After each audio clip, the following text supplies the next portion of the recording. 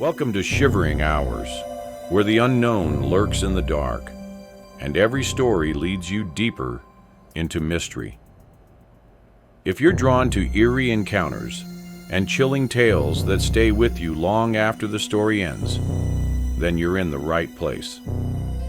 This is part one of a two-part story. A late-night bus, a lone passenger, a road that twists into the unknown.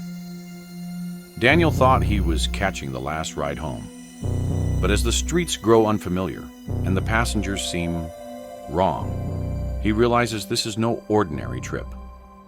The question is, where is the bus really going? And more importantly, will he ever get off? Let's begin the journey to the unknown.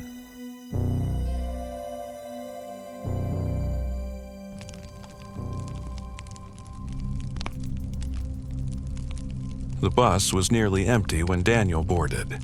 Just a few passengers scattered across the dimly lit seats. The driver barely acknowledged him as he dropped his fare into the slot. It was late. The kind of late where the streets were silent.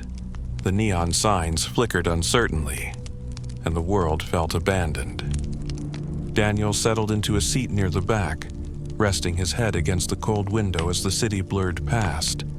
The rain was relentless, hammering against the glass, distorting the streetlights into eerie smears of yellow and red. He had missed the last train home, and this bus was his only option. The ride was uneventful at first. A man in a wrinkled suit sat near the front, staring blankly ahead. An old woman clutched her shopping bags like they contained something precious. A teenage girl tapped mindlessly at her phone. The bus creaked as it moved through the darkened streets, the occasional stop letting out more passengers until only Daniel and the man in the suit remained. Then, something strange happened. The bus slowed, but there was no stop in sight, just an empty intersection, bathed in the sickly glow of a flickering street lamp. The doors hissed open, and a man in a black coat stepped inside. He moved unnaturally, his motions stiff, deliberate. His face was obscured by the brim of his hat, and as he walked past, a chill ran through Daniel's spine. The man didn't sit. He stood near the front, gripping a rail, his back turned to them. The driver closed the doors, and the bus moved again. Daniel couldn't shake the feeling that something was off. The bus should have been heading toward the last stop, but the streets outside were unfamiliar now. There were no signs, no recognizable buildings, just an endless stretch of road disappearing into the night. The man in the suit must have noticed too, because he leaned forward and called out, "Hey driver, where are we going?" No response. "Sir?" The man tried again. The driver didn't even turn his head. He sat motionless, hands gripping the wheel. The man in the suit stood, his movements tense. "This isn't the right route," he muttered, turning toward Daniel. "Do you recognize any of this?" Daniel shook his head. "No." The bus rumbled on, the rain outside intensifying, drumming against the windows in a deafening roar. Then the lights flickered. Just for a second, but in that moment of darkness, Daniel swore he saw something. Something standing in the aisle, inches from him.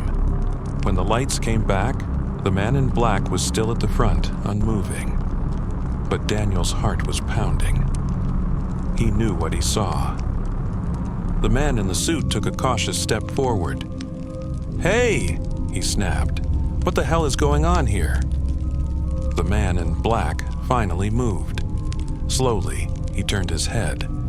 But there was nothing there. No face, no features, just a hollow void where his face should have been. The man in the suit stumbled backward with a strangled gasp. Daniel shot to his feet as the lights flickered again, longer this time. When they came back, the faceless man was closer. Daniel's pulse raced. "We need to get off this bus. Now!" The man in the suit bolted for the front, But the moment he reached for the driver's shoulder, the driver collapsed. His body slumped forward, lifeless. The bus jerked violently, the wheels spinning on its own. The faceless man tilted his head as if watching. The doors were locked. There was nowhere to run. The lights flickered again, longer, darker. When they returned, the man in the suit was gone. Only his briefcase remained, lying on the floor, soaked in something dark. Daniel's breath came in sharp, ragged gasps. He turned to the faceless man, who now stood only a few feet away. The bus screeched to a halt. The doors opened. Outside, there was nothing.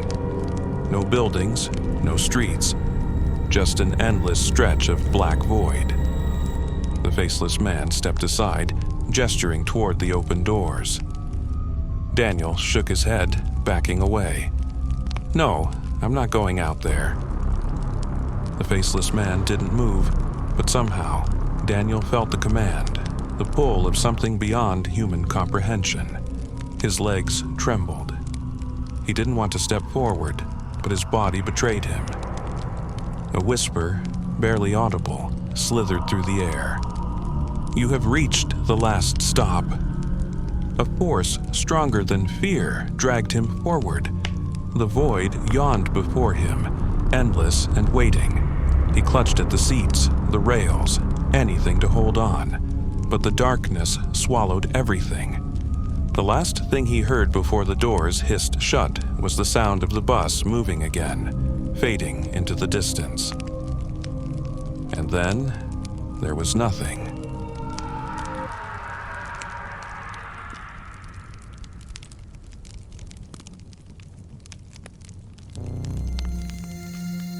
And just like that, the bus keeps moving, deeper into the unknown. Daniel's questions remain unanswered. The passengers grow stranger. And the final stop is still ahead. But what waits for him at the end of this road? And will he ever find a way back? The answers lie in part 2 of The Last Stop, coming soon. Stay tuned to Shivering Hours. And don't forget to subscribe so you don't miss the chilling conclusion. Until then, watch your step and be careful which bus you take. You never know where it might lead.